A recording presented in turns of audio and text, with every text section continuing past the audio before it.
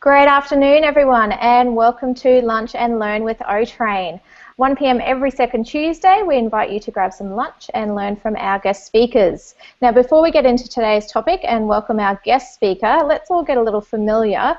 The page that you're looking at has us on a big screen, but it also has a question box to the bottom right-hand side. If you could type your name in there, so let us know who's here. And if you have any questions at all during our session, then feel free to type in a question, and when it's appropriate, I'll ask Scott or Shane the question for you. Now, today's topic is all about offshoring and outsourcing, and we have very special guest speaker, Scott Linden Jones from Easy Offshoring, who will be sharing his experience and his knowledge with us.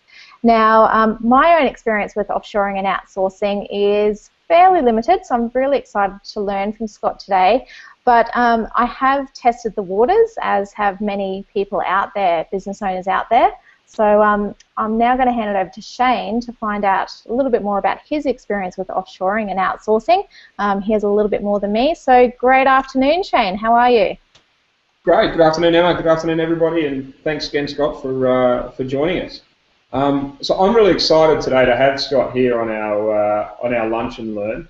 I've known Scott for a number of years, and when I was setting up Otrain, I was fortunate enough to travel to the Philippines in a group with Scott to look at some of the outsourcing operations up there, and in fact we engaged a company to deliver some services, and I know Scott's going to talk a little bit about that later today. So look, I don't want to steal all the thunder. I've got loads of experiences and stories to share, but Scott's the guy here to talk about it. So I guess we're probably best to flick over to Scott just to get us started. Good afternoon, everyone. Great to be here. Excellent. Well, thank you so much for attending today, Scott, and sharing your knowledge. Would you mind kicking off and telling us a little bit about your history and how you got into Easy Offshore? Yeah, for sure. My history for most of the last 11 years revolves around IT businesses, and interestingly, I kicked off with doing some work offshore because of a desire for quality. Now, it seems a little bit counterintuitive because a lot of people think that offshore is lower quality, but in IT, I guess I was presented with the option of maintaining a very high level of service and being able to implement some of the latest technologies, and some of those technologies are very labour intensive. Like, for example, being able to monitor the networks of clients' systems and really improve uptime. I know we could do more, do a better job with that with more people.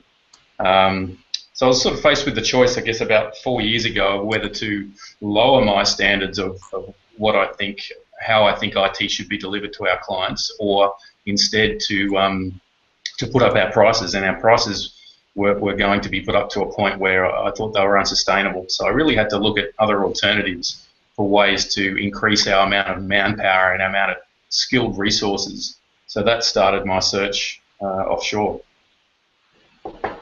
Excellent. And so you've been in the IT game, but now you've got Easy Offshoring as well. How did you come about making that transfer? I know you've still got the IT business, but how did that transfer happen?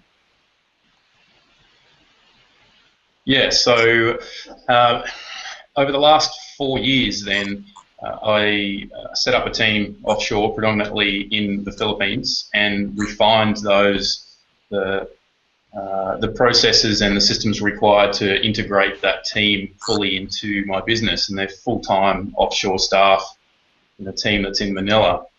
And over that period of time, I learned a lot about how that works. I also spoke a lot to other Australian companies and other international companies that were setting up offshore teams and integrating them with their head office teams, I guess, their Australian teams. So that was the foundation of a lot of learning. And then also over the last 2 years, I've been asked by various friends in business just to help them set things up.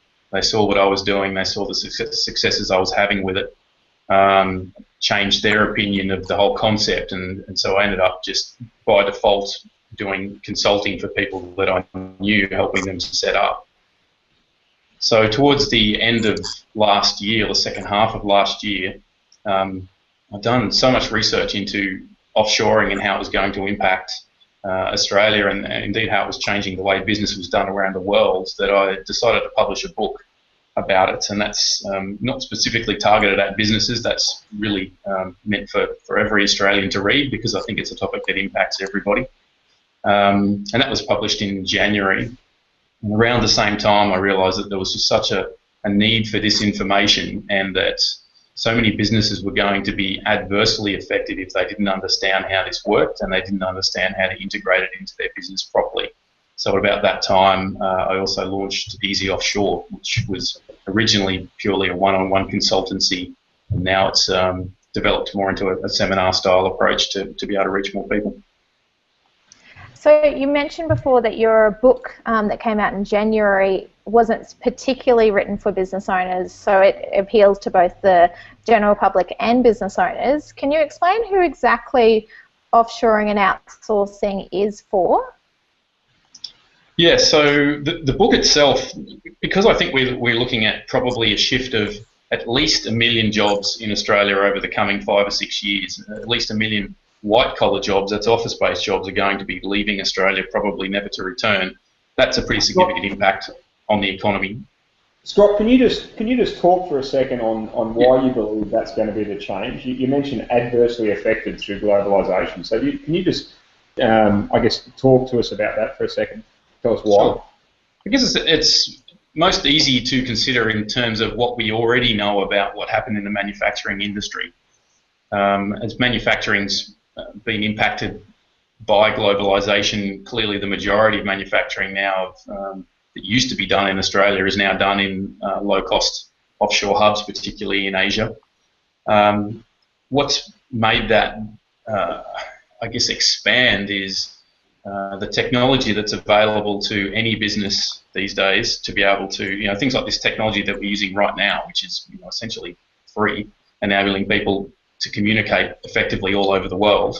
Then the education levels and the English levels in some of these labour hubs now mean that the same thing that's happened in manufacturing is actually happening in the offices of businesses all around Australia and all around the world, if you like, Western countries. So the skills which you formerly needed to hire in Australia are now available in many other countries around the world, can be done effectively and are a fraction of the cost.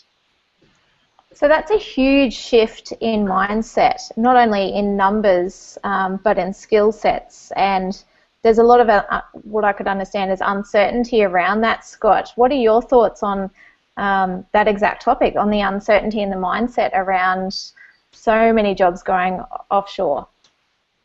Yeah, look, it's definitely, on one level it's a concern, and that's really why I wrote the book, because I'm thinking, if I'm a parent who's got children in high school are soon going to have to be choosing where to send their kids to university, would I want to recommend? I mean, IT is traditionally viewed in this country as a fairly safe prospect because of the growth in IT is seemingly never ending, but I'd predict a pretty substantial drop-off in the jobs in IT after seeing what I have seen. So I think every parent needs to have a think about that concept and where their kids are going, and every working Australian, particularly office-based ones, need to consider where their careers are going to be going over the next 10 years and adapt accordingly.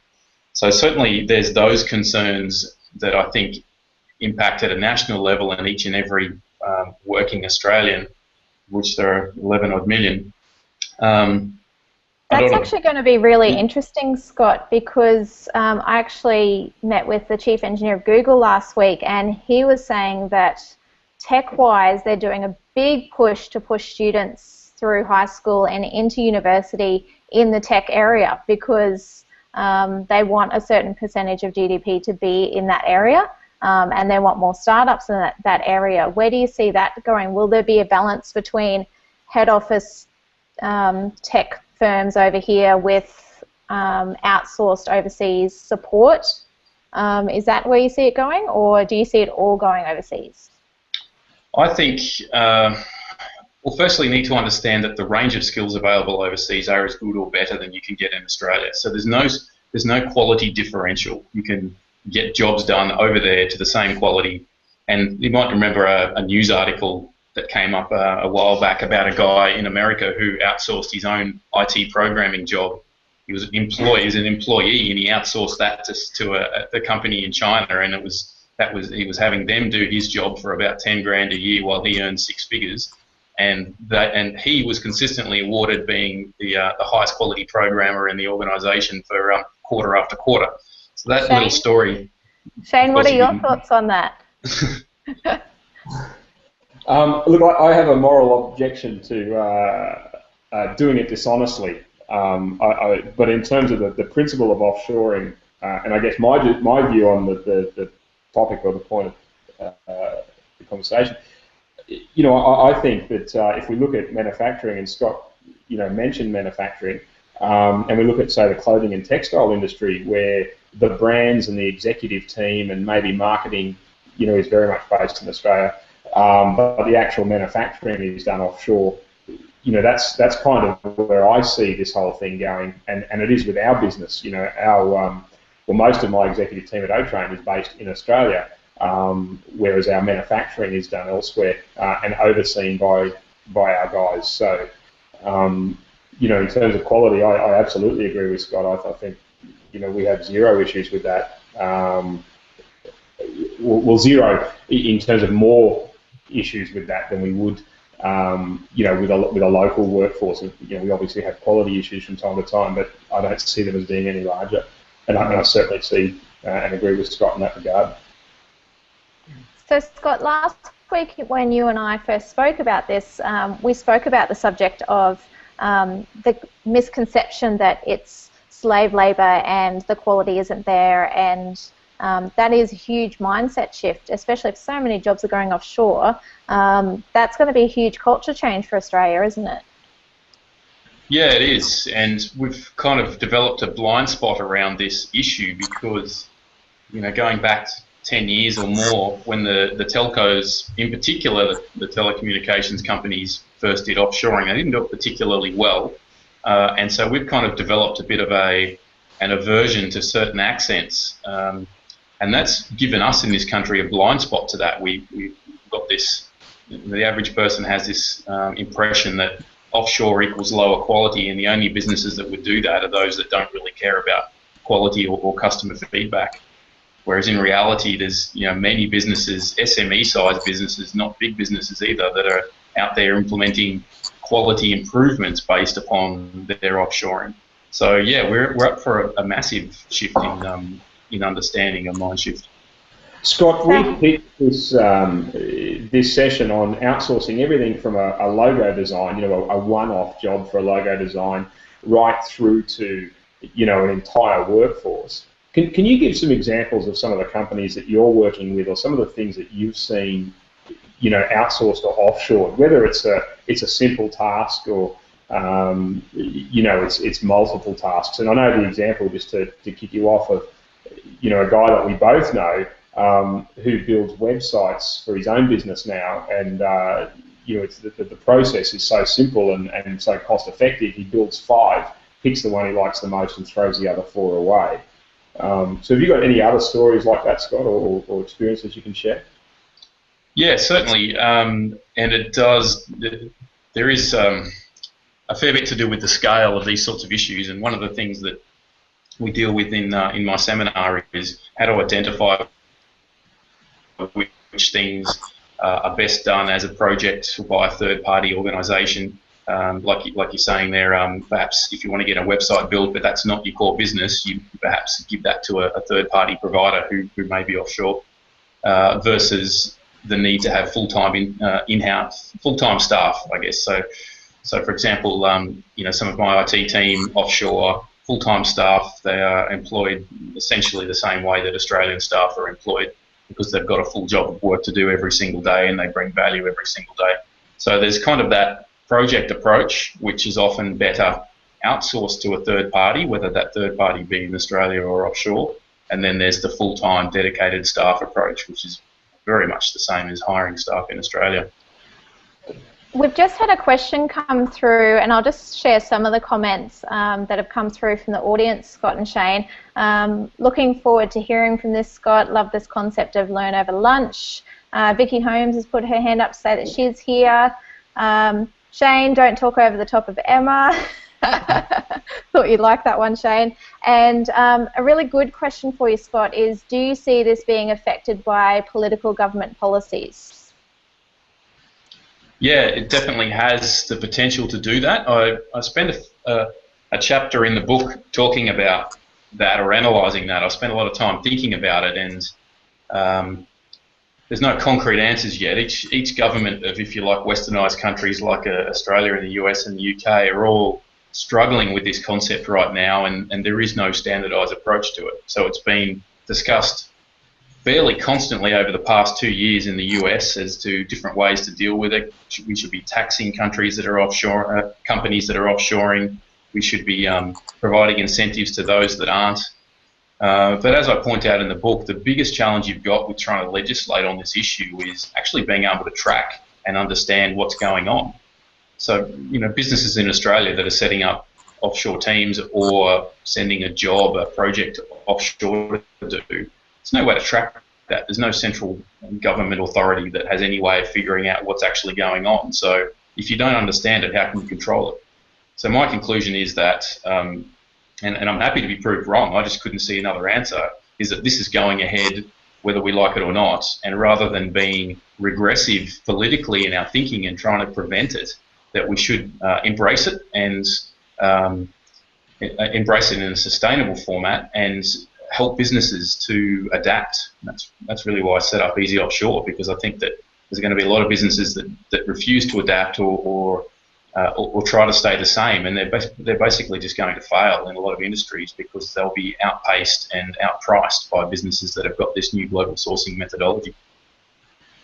So I'll just throw to you in a minute, Shane, but just to recap on that, Scott, and I want to sort of bring it back soon to how do we look at it for our own businesses and in our own backyard, because politics is, a bigger picture thing. So I'll bring it back to us as individual business owners in a minute. But Shane, I know you like to talk about politics and policy. As a business owner who uses this, what do you see the implications being? Look, my view is that anybody who's trying to fight it is trying to fight back a tide. This is coming. Well, it's not coming, it's here. Someone said to me recently, it's not the future, it's the now. Agreeing with Scott, telcos have been doing it for years, banks have been doing it for years, some better than others, but if you look at the number of companies that are offshoring, and you only have to open the paper on the weekend and there'll be 2 or 3 articles about someone, Telstra, I think it was last week, laying off 53 tech jobs and sending them offshore. And some of the offshoring is like small, we're talking about 1s or 2s or 10s or 20s, and some of them we're talking about thousands. And, maybe it's my optimistic entrepreneurial spirit, but I think get on board or get left behind. This is here. And I guess maybe as as an insurance policy, should governments change or should something change, you can always go back to the status quo. But trying to avoid it now doesn't make any sense to me. So bringing it back home and what we can do with our businesses, Scott, where do we start? If you're a regular local business, if you like, where can we get started with offshoring and even considering it for our business? Yeah, sure. I think a great place to start is to read the book, and I'm happy to give some copies of that to the attendees today. It's not really a plug for me, it's just that I put a lot of effort into making sure that book gives people a useful introduction to the topic and the concept, because I found one of the biggest sticking points is that a lot of business owners think, I get that the idea is important and I get that things are changing, but I don't see how it applies to my business. And the book really kind of changes people's perspective on that. So I think that's a good place to start. And I've found there's not a great deal of online resources around this topic yet, and again that's why I got Easy Offshore going, because it's really quite hard to find useful information on this. And there's, I don't know how many emails you guys get every week from people offering you SEO services from some other country, but it's the same concept applies. It's really hard to tell who's a good provider and who isn't, and quite frankly the majority of them aren't as with anything, the majority of businesses you probably would want to deal with. So, just touching on that, Scott, you mentioned quality before. Is that a common objection that you get when you speak to people about outsourcing? It's one of the most common concerns. The ethics is a big concern. Are we paying slave wages, and understanding the reality of that? And are we reducing our quality? And what are our clients going to think of this if we have offshore teams speaking to our customers? They're probably the two biggest things that need addressing first, and they're actually the very first two topics that I talk about in the seminar. Because if you're not convinced by those 2 points, you're never going to do anything useful with the rest of the information. So do you mind sharing just a little bit on the topic of the wages and the slave labour concept for us? Because that is a huge topic, as you said. Yeah. This is something that comes up in the news constantly. You know, hearing stories about, particularly in manufacturing, and that's really what's created this fear in all of us, that there's sweatshop conditions going on for these sorts of workers, and that it's basically unethical to hire people on low wages. The best way I can describe why that is not always the case, and certainly those things happen, but it doesn't mean you have to do it as an employer. The best way to get your head around it is to understand that wages, the actual number doesn't matter. What matters is the lifestyle that the wages buy. So if $10 in Australia buys the equivalent lifestyle of $1 in the Philippines, then logically wages would be 1/10 the price for approximately the same lifestyle, if that makes sense. So it's just getting people out of the mindset that the absolute dollar value is the critical thing, and what you really need to understand is what the lifestyle of your staff is like. And I mean, if I look at some of my staff in the IT business, in most cases they probably have a smaller telly than the average Australian television size, but they have things like full-time nannies, they have live-in chefs and cleaners. You know, most of them, that's one of the first things they do because they love their family lifestyle. They don't do any of their own housework, for example. As soon as they're on this kind of good wage as an IT engineer, and by good wage I mean something that's probably about 1/4 to 1/5 of the price in Australia, they can afford all those sorts of luxuries to enhance their lifestyle. So when you think about wages, don't think about the absolute dollar value of it. Think about what lifestyle it actually brings. That's where you need to talk to people who are getting paid this sort of money and really understand it. So the people that we outsource to are then outsourcing to their own people, which has a huge flow-on effect for them. It does. It's actually really quite rewarding being part of this industry in some of these global labour hubs, because you're part of growing a middle class that didn't exist. You know, that every dollar that you spend there flows on to help those communities in such a dramatic way compared to how a dollar actually impacts a community in Australia. So it's got that other aspect as well. Scott, we've just had a couple of last-minute questions come in, and we've only got 7 minutes left, so we're going to race through these questions. There's a question that's come through. It says, how can I find contractors offshore and be confident that my data and information is secure? Is that a common objection, and do you have an answer? Yeah, there's two answers. One, if you're talking about it in a project sense, so you're getting somebody to develop a database for you or something like that, you're really going to have to research the bona fides of the individual provider, get references, and do all those sorts of checks. But if you're talking about what most people do, most SMEs are now doing, and that's setting up full-time staff, then it's actually quite a lot easier. So you need to choose a reputable office provider for your staff, so you've got good quality office space. Within that, you can choose any sort of level of security you want. So if you want swipe card access, so that nobody can get into your room and no one else can see the screens of your staff, that's fine. And how you implement your IT back or throughout your organisation also impacts security. So if you're utilising a system, and you should, and we highly recommend that you don't store data offshore. There's also some legislation in some industries that prevents you from doing that. So you should be storing all of your data in Australia, and basically your offshore staff access it in a secure way. So there's a whole way to do that, which isn't particularly complicated for an IT organisation, but it's again something that we discuss in the seminars. Okay, excellent. Now, just two more quick questions. How do I get the book? So Scott has generously offered to post out the book to everyone viewing live today. So I've got all your email addresses, so I will send out the details for you to get access to that. So thank you so much for that, Scott. Welcome. And please read it and pass it on to someone else as well. Have you read the book? Have you read the book, Shane?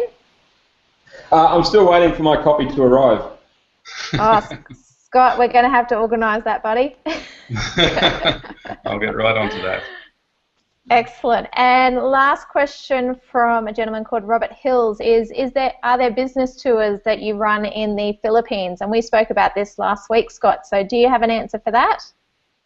Yeah, there's a couple of options there. One is a fellow that we all probably, well, several of us know, that Shane knows, that actually does these tours in Manila and a couple of other cities in the Philippines right now, and that's really a very experiential look at the way business is done there and the way various Australian companies offshore. That is available now, and I can certainly pass on the details of the fellow who does that. He's pretty well booked out for a little while.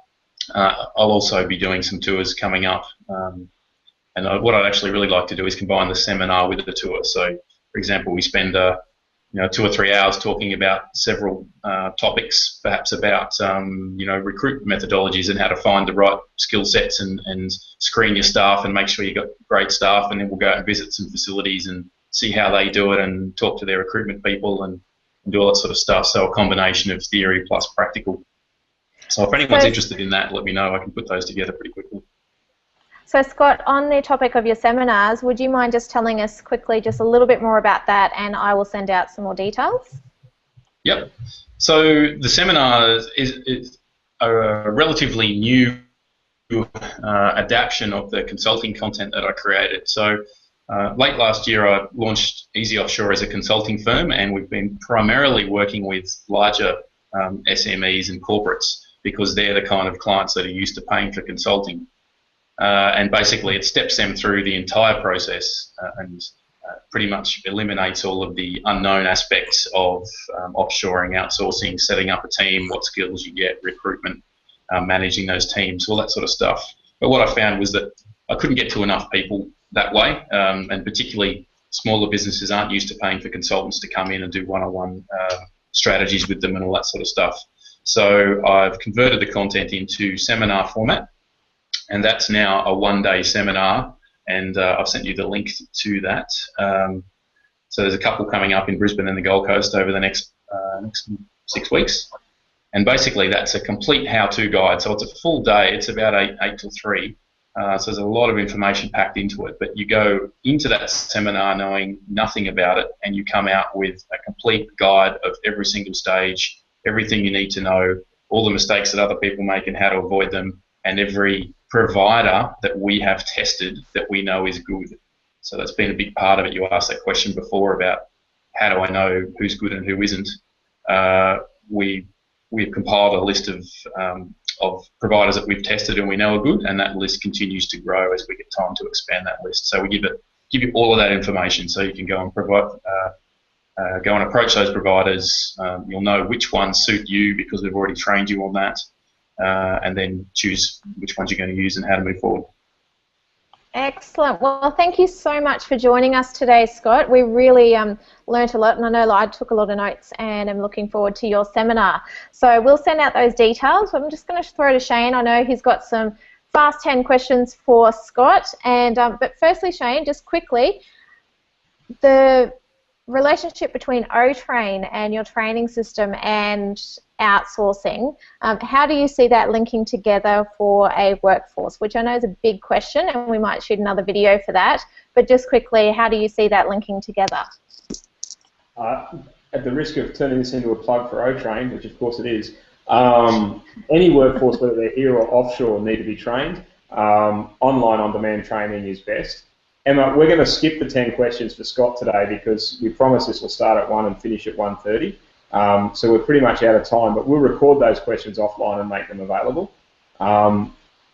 Quick plug for our next seminar, which will be with Shona Mackin from Social Face.